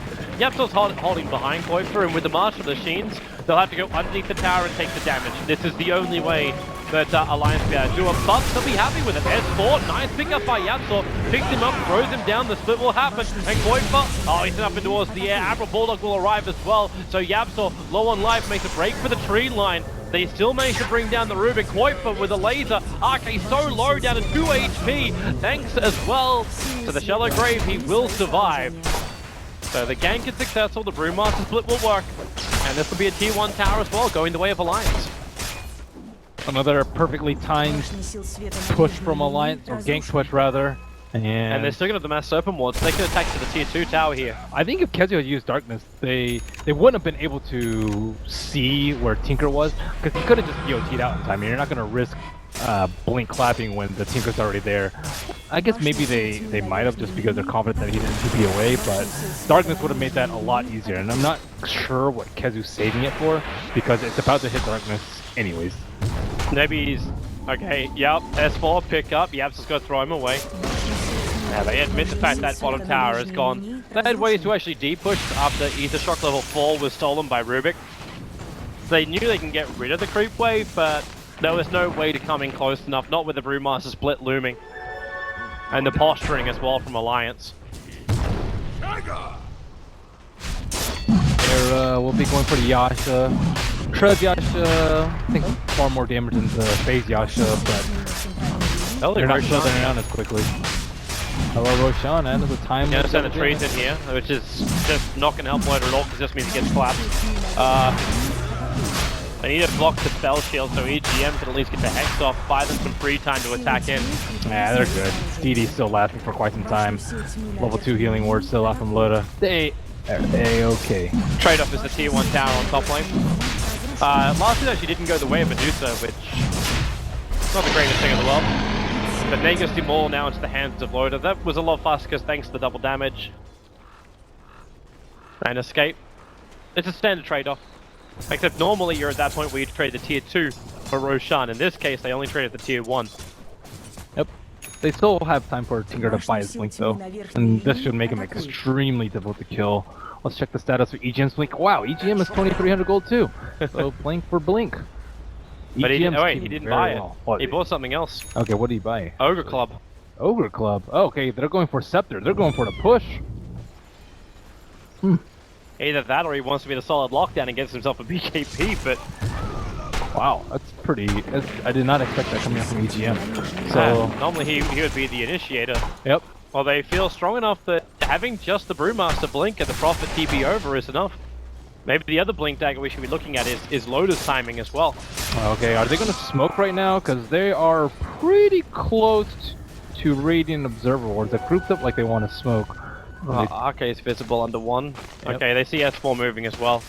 But I think they... he's not going to have Scepter that soon, but yeah, he has committed to the Scepter over the Blink Dagger. That's an important decision in this game, because I think that Alliance wants to... Their timeline is much sooner than I expect. I expect it to be pretty soon with the Shadow Shams. I'm like, oh, okay, maybe they'll try and kill Tinker now and then with the Blink Dagger, but no. They're going for the push. Maybe this is their way of also completely avoiding a split push game. And like Admiral Bulldog keeps the lanes in check enough that you're not going for a heavy trade-off, but then the mass open wards get committed, and you take a very early Rax, and then Bulldog will have more space to actually keep the lanes controlled, and this Tinker won't be able to achieve as much. Yep. 1 Rax is sometimes not enough for the Tinker, though. Syndra might pop a smoke over here. Well, that's 2 denials now of towers as well. And yep, it's going to be Syndra initiated on. Loader right behind him, starts up the spin. And Shaman is the man to get the kill. Only spin stolen by Rubik. So out of the 3 towers which Escape managed to get, 1 of them was hit by a creep, and the other 2 were denied by Admiral Bulldog. Yeah, Tinker's still fat though. I don't know if he's going to be enough to hold off this push though. It's a very dangerous cliff that Alliance are approaching, and if they fail 1 push, it's pretty all in without any way to catch a Tinker, but they feel confident in their draft, confident in their push, confident in their items. Life could also get a lot harder as well once that nice look completes up the Ags. Notice that Keizu isn't even here. He's up on top lane and he's 500 gold short of the Ags. He doesn't do anything with Ags though. The Alliance don't really care if they see him. Sure, because Alliance just walk at him, but it said like Alliance need to be a little bit more creative to jump in. They don't need to walk at him. That's what you need to do. You just walk at him. You have Juggernaut with Aegis in front. They go on him. Whatever. He has spin. They have Grave. They have heal. No big deal. If they go on Brewmaster, they Grave in the split. And if they don't go, the Shadow Shaman Ward will take down the tower. So I think the Ags is kind of irrelevant for the Night Stalker, especially with the Alliance committing to the early GG. Okay, maybe not. So they're going for a Midas now on Brew, so maybe not the early GG. Well, why does it feel like Alliance are not on the same page as each other? I'm not sure. Because they've already gotten most of the T2s out, so EGM doesn't really need the Scepter unless he's pushing a tier 3 tower. Yeah, unless he's pushing a tier 3, but... and if you're not pushing a tier 3, you get a Blink Dagger so you can find initiations. Qualifier, okay. Blinks up, he's so close to Admiral Bulldog. This is the nervous point with a Tinker. Yeah. I guess S4 just has the backup plan. Okay, he can get Vlads and AC and whatnot to help the Nature's Prophet and the Juggernaut do damage in the late game. It's not like Loda or Bulldog committed for an early GG build. Early GG build would have been like a mech on the Nature's Prophet, let's say. EGM reveals himself. Yapsol only needs to pick off Koi, but going to be here to help out. And, well, EGM, it's the spin of Yapsol as they go ring a rosy around the trees. Mass Left Moore's committed along with the Shackles. Bulldog's going to commit, and EGM He just walks himself out of his own ward, finds the kill over on the Rubik. That is the Master Serpent ward's going on cooldown, however. Who needs Blink when you have 1400 HP with infused raindrops? That was nice. Yeah. But they can't use the Master Serpent wards to force the issue. Like, they can go up against the tier 2 tower anyway. I mean, it was without a scepter anyway, so it's not that big a deal. Now he has a scepter. Now they can still push with or without having the Aegis. EG, they don't have any way to get to him. Tinker's coming to the top lane.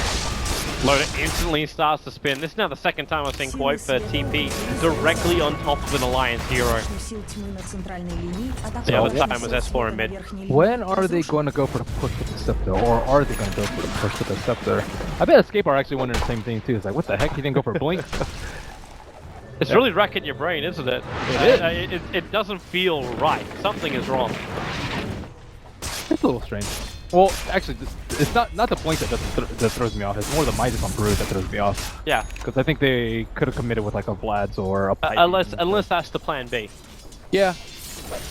But if you like half commit to a plan, you could like, let's say everyone commits to the push early. Like you get a mech on Nature Prophet, let's say a Pipe on Brewmaster. You have the Scepter on Shadow Shaman. Maybe you can just end the game at 25. And not deal with the Tinker. Tinker might be able to like stall out the push, but he won't be able to kill them and prevent the tower damage from happening. It might have also been because they're waiting for the next Roshan.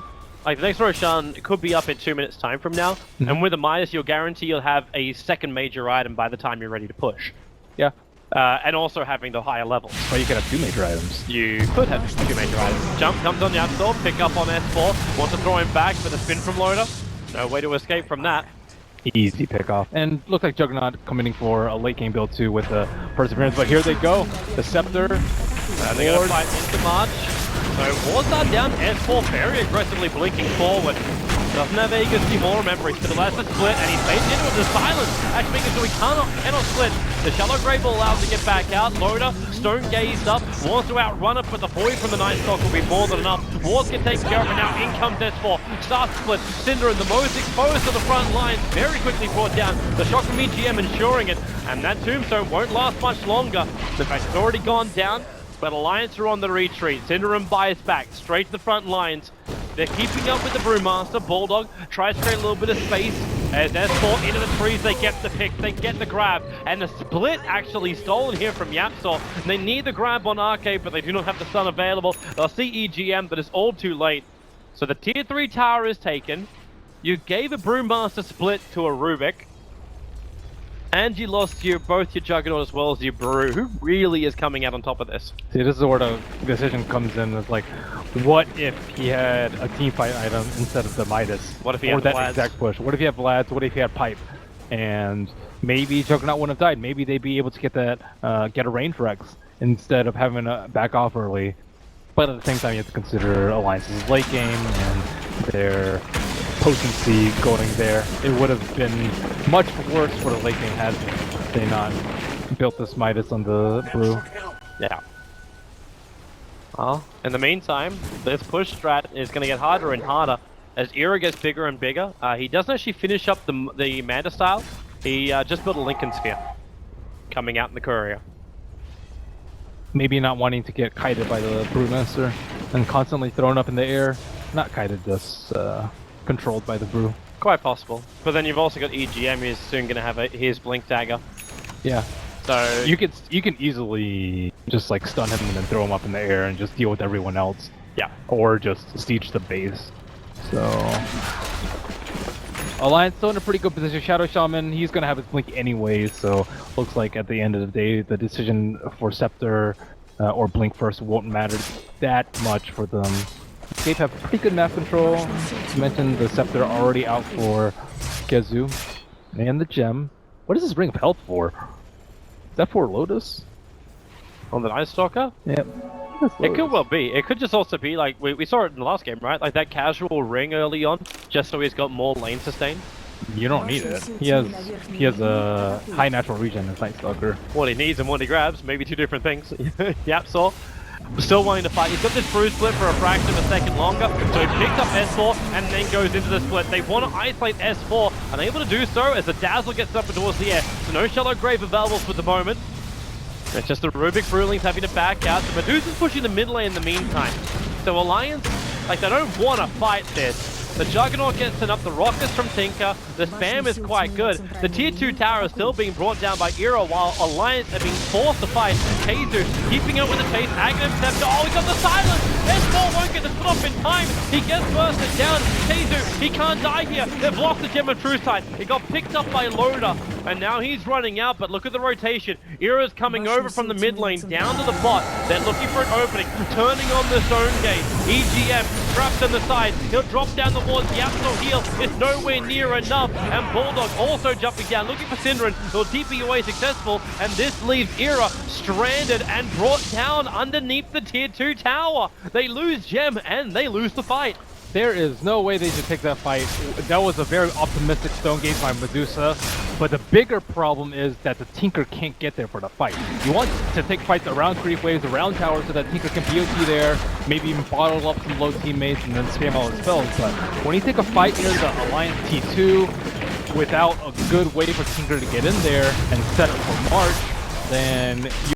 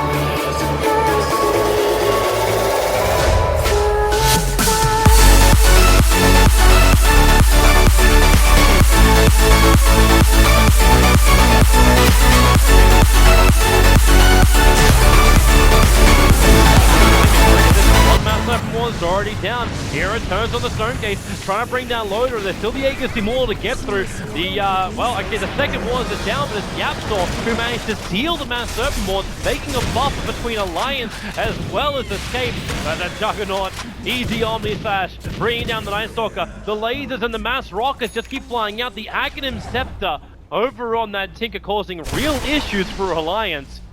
And EGM is going to be a little annoyed he lost those Mass Serpent Wards. It is quite hard to prevent a steal unless you get a instant shock. Yeah, you have to have a target. That's the main problem. It's not so much that you... S4? Yeah, he's... hello? Does Synderen know? Does anybody know? Night Stalker might, if it were nighttime. But now it's daytime. There's no way he'll know. Oh my. And the blink. Oh, S4! He's doing it inside the base! The damage! Oh! Wait. Really calculated? Was that actually calculated? Was that totally calculated? He didn't have another choice. That was bold. It's very bold. What play? S4 living life on the edge. That's the way to do it. EGM actually pretty close to Refresher. If he's going Refresher, he has 1850 gold. He could have bought other Perseverance, maybe waiting for the recipe first. But it looks like Juggernaut going for BKB, so another tool to aid in the right-clicking of towers. But they have to be really careful not to give him the wards. And Rubik will still have wards for another 2 minutes, it looks like. He had the level 11 at the time he grabbed it, so... this means it will last a while. Yeah, I think it might be wise for them to like smoke and do that move. Well, speaking of smokes, 3 heroes in the mid, Loda, Ake, S4. They do not want to stop. They see this mid rack or bottom racks at half HP, and they want to go in. Tinker's not going to be there. He's not going to be ready. They're looking at Era. There's a Blink Dagger over on Loda, but no Omni Slash for 6 seconds. So they won't have this. Koiva's still got the top lane pushed in, so they're okay with that. Era is very confidently moving out, and notice that Era is also building into damage now. It's not this, I'm going to complete up mana style, eventually will be there. He picks up the Demon Edge. He needs to have some level of amplification to help get rid of these Alliance waves. Yep, MKB extremely good versus the Brewmaster, and he still can get thrown up in the air, but it seems like he's more than enough of a front line to just right-click these wards down. There's your Vlads, comes out 28 minutes in for the Brewmaster, and that's after the Midas. EGM is going for a refresher. Well, they found Bulldog. They found Bulldog. They need to get that last bit of damage with the Void. They've got it. Yapsaw putting those Mass Serpent wards to use. Nice play by them. Nice play by Escape. It's a Vanguard for KZU. Going Crimson, I suppose. Looks to be. And Era only needs a little bit longer to farm too. It's 700 gold until he's got that MKB. Crimson very good versus the Brewlings. Not very useful versus Mass Serpent wards. I'm fearful that Alliance have missed their timing. I don't know. That Escape are finally reaching a point where everything is just getting a little bit too much to deal with for Alliance. That fight would have secured the melee racks had they not gotten the ward stolen. They were like really close to taking that down, but I think the Yapsor's wards killed EGM's wards, and because of that, the racks was standing at like 15% instead of 0. So I don't think they're out of it yet. They have committed pretty hard, but they are getting decent returns from it. EGM just straight dropping in on that bottom tower. It's like he's trying to get him back off it. Okay, well, Cinderin, yeah, Cinderin and Yapsor, no. Okay, now the focus will come onto the tower. That's at half HP. That's a good cast of wards, I'd say. If it's worth the money. I suppose when you're just trying to break the base, then yeah, it's going to be worth the money. Yep, they're trying to end the game quickly, but it's extremely difficult for Stinkerdusa. They still hold on to the gem. Like, Alliance still have the stolen gem. They don't have it actually on them, they've left it back at base.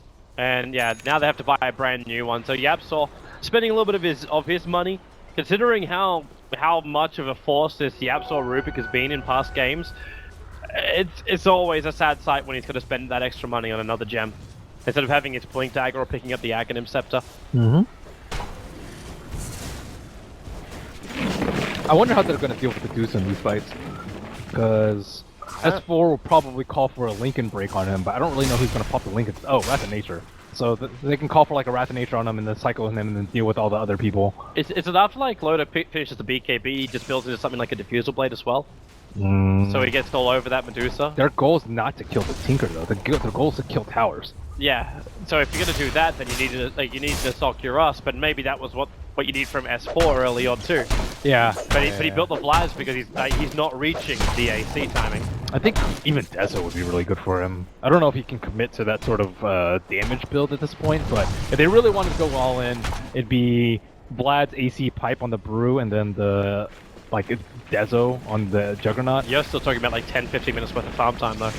Yeah, well I'm saying if they had been able to plan it out like 10 minutes ago. Alright. But at this point, yeah, they already have the items that they could, but they did full out commit to it. They do have the Dazzle medallion, so can just cast that on the Juggernaut. I still think he's like fairly safe during the spin attack on the tower. And Shadow Shaman just 100 gold away. I wonder if he's going to sell a stick for it, and if they want to push off the back of the next Aegis. So it will be a BKB. This is all out full siege build. The only thing being a little bit different is no mech on NP and the Midas on the Brew, but everything else points towards let's end the game ASAP. While all it appears Escape has to do is just hold in there. Somehow I've managed to get 3 games of Medusa during this qualifier where she just sits in Radiant base and waits. Let the creep waves come to her, she continues to farm up, continues to get massively strong. This game she should feel a lot more comfortable in their late game as opposed to the other ones that we saw coming out from Fantastic 5. This time she is the queen of the late game. Yeah. Maybe not, but the only threat that's going to be comparable to her late game is going to be the Tinker. Juggernaut sometimes pose a little bit of a threat, but without a Mantle Diffusal build, he cannot deal with the Medusa. It's a smoke move. Alliance trying to scout it out with trees, look towards Roshan. So an easy ward down. No one's really coming in closer. Admiral Bulldog is revealed in the bottom lane. S4 and Lotus showed themselves in the mid. So the smoke maneuver from Escape is not really coming up with anything, and it is actually going to be a Diffusal Blade coming up here for Loda. I would have liked to see the Treant on patrol right outside the Roche pit to potentially scout out a smoke. It's not really that much more added micro from Nature's Prophet, but the reward is pretty great. I suppose there's also no real catch while the Rubik's only got a 4-star. Like if it was a Blink Dagger, he might be a little bit more scared. But Refresher up on EGM, and Aegis up very, very soon. Yeah, so they're going with the backup plan with the Diffusal to eventually kill the Medusa. Yeah, they needed something that would burn the mana. Roshan's up in 5, 6, 7, around that. Yep. Tinker is very difficult to post up in the Roshan area without any summons around the pit. Theoretically, you can TP on the zombies, but that's a far cry. That's why we need to run in with ET so we can TP onto the Spirit every single time. So, does Alliance have a gem? Yeah, they had one, but it's back at base, so they don't know about the obstacle on the hillside. It's the one they sold. So here comes Escape with that Aghanim set that they dig in. S4 instantly goes for the split. He's just trying to create space here so Alliance can complete up Roshan, which they'll be able to do so. Now, where is your openings? Synderin is kind of one. Era is the big one. Turns on the Stone Gaze. Might want to get rid of that healing ward, which is sitting down next to him. It's now, well, Bulldog, that TP in, he came in the middle of the escape line, was up the hill, Massive wants to go down, trapping Era in position. The Tombstone's making this a little bit harder to fight, but until it was brought down, Aegis Immortal will trigger, bringing Bulldog back to life. But the rest of Escape, they are leaving. Yapzor actually is up on the top getting chased lane. down by Loda, he got diffused up. Oh, okay, dude. That's another gem. They're gonna lose that second gem. Wow, that was a sick play by Bulldog. It seemed like a YOLO TV, but he has Aegis, throws up Mjolnir. You're gonna get wrecked if you just walk away. Gonna say, we have a new prophet on the field. It's currently Yapzor. He stole teleportation. Not gonna help in the face defense, though. He at least pushes the top lane in. Mass Serpent wants to go down, and then he steals Mass Serpent wants. That'll help with base defense. And Loda just tries to spin and do damage to the tower, but the tower is still protected by fortification. Now he BKBs up as well. Looking for a quick opening, Diffuser Blade charges, still got a couple of those left. Syndra try and remove that life with Decay, but the BKB will now wear off. And they get the laser, bounce through 4, jump forward in a second by Kuiper, but the mana is just so short, he has to go back to base to regenerate. And there's no creep wave up the mid, so he can't rejoin the rest of his teammates. So he goes down to the bottom lane to get the split lane going on.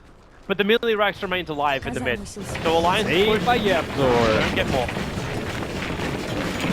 As well as EGM's farming, that is the second time he has given wards, the second time that Alliance could have taken the melee Rax had he not given up the Shadow Shaman wards. Unfortunately for Escape, they had to use the buyback on Medusa, and that was a good situation for them in that they were dealing with only one set of Shadow Shaman wards because he had committed one to the pit. So I guess you can kind of say that it was good for Escape and that they got rid of the Aegis, but I think dealing with two separate wards is more threatening than an Aegis. Because even if Yapzor steals one, you can't steal two. Yep. And his aren't Axe wards. Not unless he gets an Aghanim Scepter. Are Escape actually pushing at this point? It looks like it. It's like they want to try and force an issue. There's no Master Serpent wards up for 27 seconds. No Wrath of Nature, and Era is still fairly tanky. Yeah, but he can die here without buyback. True. That would be an issue. But with the harassment, if they can get an Observer Ward inside the base, then again, we got Naga and Scepter over on the Night Stalker. They see up so far that this mass rocket spam is going to cause issues for Alliance. Yeah, okay, yeah, you got Healing Ward. that does help. And they chip down the tower by 2/3. Not worth a Medusa buyback. They were probably pretty desperate to try and get something done with that, but that's very hopeful for them. So they still do have. Oh, did they actually use Cheese or they passed it to someone else? Okay, they passed it to Cheese is Brew. on Shaman, or was on Shaman. No, it was on Shaman. They passed it to Brew. I thought he used it too because it wasn't in his inventory. Right, it's on S4 now. So S4 looks like he's closing in on off money for another item. Wonder what it's going to be. Solcuros probably pretty high on the priority list. I think so was Pipe, and then Pipe. spamming words about Pipe this entire series, but looks like That's it'll a be BKB. Tinker has a lot of magic damage. Yeah. Dagon 5 Aether. He doesn't even have room for his Aether when he's inside his base. He potentially could have taken it now, but it looks like he wants to use some bottle charges while he's out in the field. Keizu, very close to the Alliance players who are moving down mid lane. This time the creep wave is there, so if you want to bring in the Tinker, yeah, he switches in the Ether lens, ready to fight it up. S4 as well as Bulldog a long way down, and that's why you're seeing Keizu and Yapsor. They want to loop around and get a surprise hit, or at least get more information, understand what they're up against. And they're up against all 5 players of Alliance until Prophet just TPs to top lane.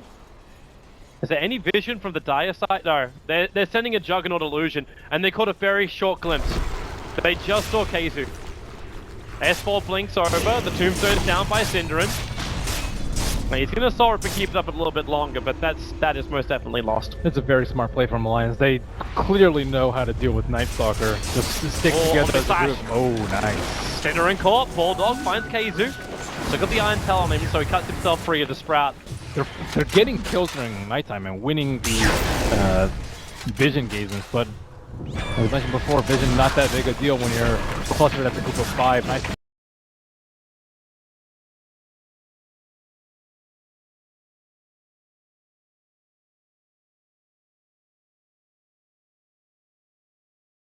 These ran out. So Yabsor just threw down the Mass Serpent Wards. They're already ready on bottom lane for the push. EGM, where's he going to throw his wards? Looks like one's mid, right? Yep, Sor's ready to steal them though. Yeah, but can he use them? He already used the Mass Serpent Wards on bottom lane. So technically, he wasn't the cooldown remain on Rubik. Well, it ran. Oh, now the Mass Serpent Wards go up. Pick him up, throw him back down again. Yeah, the Mass Serpent Wards still have a cooldown, even though he's able to steal. EGM triggers both Cheese as well as the refresh off. Mass surrounding Era with the Mass Serpent Wards. Bulldog is battling Kuiper on the back lines while this is all going on. Kuiper needs a TP out, he'll go down, there's no buyback available for Kuiper anymore, and it is Alliance rampaging through. They'll take out the mid racks, and the rotation's coming quickly. They're going down to bottom lane, they're down to Dazzle, but also at the same time Escape, they're going to buy back on the Tinker. Alliance, now it's bail time. Cinderin, they're so slow. Keizu has Void up in just a second. He has Darkness as well. The nighttime is just about to wear off. He's going to trigger it again to keep this chase going. They find EGM, bringing him down. But the rest of Alliance are bailed out, so they take out mid-racks. Bottom lane also slightly injured. Range racks down, they didn't attack the melee at all. And this is now the 3rd gem purchase coming out from Escape. And that's a lot of wasted gold. To buy it back on the Tinker, as you mentioned, many gems from them, and Alliance with another smart maneuver going for that range racks. Feeling threatened by a Tinker buyback, and that was pretty decent from Alliance. Even getting the board still another time. As you mentioned, Yepthor had used it before, so it wasn't actually that bad for them. And the one time he can't actually use the wards, they get a lot of buildings. Well, Roshan's still another minute away from potential spawn time, so Escape can't just slip themselves in and grab that. They also don't want to fight right now, it's still daytime. They have to fight soon though, or else they'll just keep sieging with the refresher on the Shadow Shaman. Well, you have to wait a minute then. What? EGM has BKB now? Yeah, he's got a BKB. And he refuses to buy the Blink Dagger. No, I think the BKB is great, especially now that he's a refresher. He doesn't need to get the Blink off because he's just walking up and dropping at the tower. And he has the... So the BKB shackles as well, 2 times over, lockdown, even better. And it's just to not die to Tinker, because Tinker can still blow him up in 2 volleys of spells with the Dagon 5 Aether. Well, they get the vision. Yeah, but this is one of the problems with Tinker. You can hold high ground for a pretty long time, but it's actually sieging. You cannot hit towers, and you especially cannot hit towers when you don't have buyback. Oh, that's just when you get Era or Rapier, right? He's on 2k yeah. gold, holding onto a Demon Edge. Yep. Oh, they go in. Loader, Stone Gaze out from Era. The Brewmaster Split's already gone off, and that's actually what sends The Medusa up and towards the air. Now the Brewlings are preloaded. Triggers his BKB. Error again. Massive more traps up. We're combining up with the shackles of EGM. The laser and the Dagon's bringing Bulldog down. He finally triggers off that BKB of his as Keizu trapped. Not again, Keizu. You only just bought it. This is why you can't have nice things. Syndrome will sacrifice his life so they can have him. And Keizu holds on to the gem, the third one of theirs, but there's no Medusa. She has buyback available. Another desperate measure by Escape. Trying to push high ground with your Tinker and your Medusa. Your lineup is not tailored towards that, but they know that if they don't fight outside of base, Alliance are just gonna take the fight inside of theirs with the Serpent Wards. And looks like one Serpent Ward was committed to that last fight, but Shadow Shaman with another one at the ready. Let's see if the Absol can pull his magic once again. Here they come. Goodbye range racks. They defeat one of these fights, which you just don't fight. Fortification will pop. It delays a little bit more time. As Arcade very low on life. These rockets are a real pest. As Bulldog picked up quite for Dagon. Bulldog so low. He doesn't have his BKB. One more wave of rockets. Okay, that'll work too. Loader, well, more staff up. Pushes Quoit for Yaptor. Again steals Mass Serpent Wards. And forward jump, however. Quoit is down. No buyback available. Medusa, Era comes to the front line. Cleans up the creep waves. Mass Serpent Wards of the Rubik have already been taken care of. As Era now needs to get rid of EGM's wards. They trigger the Lincoln Sphere. That was just with the Hex. The bottom right's already gone, but Alliance is hanging around, so they definitely want to find kills. Hera trapped inside the Sprout. They'll force off him out now, thanks to Yapsor. The Stonegate again locking in these Brewlings with the split shot. Say goodbye to the Fire Brewling. You've still got the Storm as well as the Earth one, but they're coming into these Tier 4 towers. Loader picked up as he hits the ground. Stuns up 3 of his teammates, but Medusa is gone, and that was enough for it. GG is a call. Alliance will bring it up to 2-1 in their favor. They are 1 win away from going directly into TI, as opposed to having to do the hard road through the wild card. Both teams will still attend TI6, but who has the easier road? Damn, that was a nice anti-Tinker strat by Alliance. I think the Medusa pick was...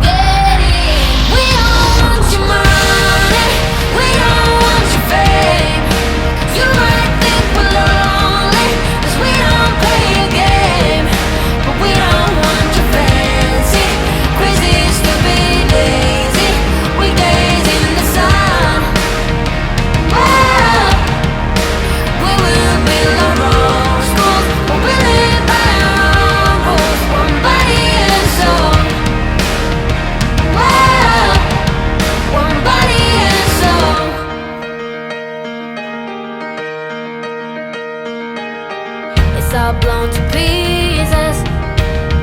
The life we used to know, but here's a new start for everyone to take part. So come together, it's time to make it right.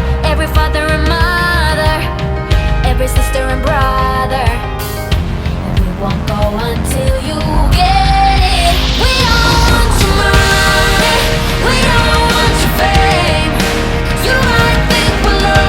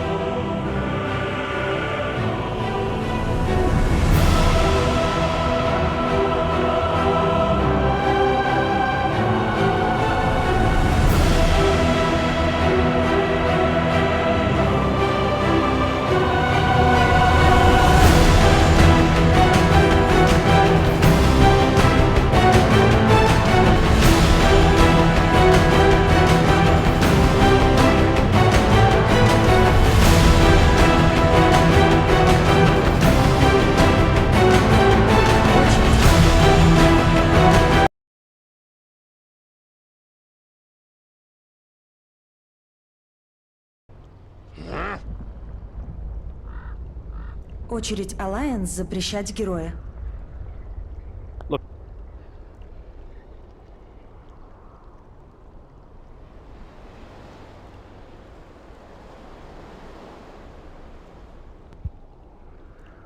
Осталось 10 секунд. Осталось 5 секунд.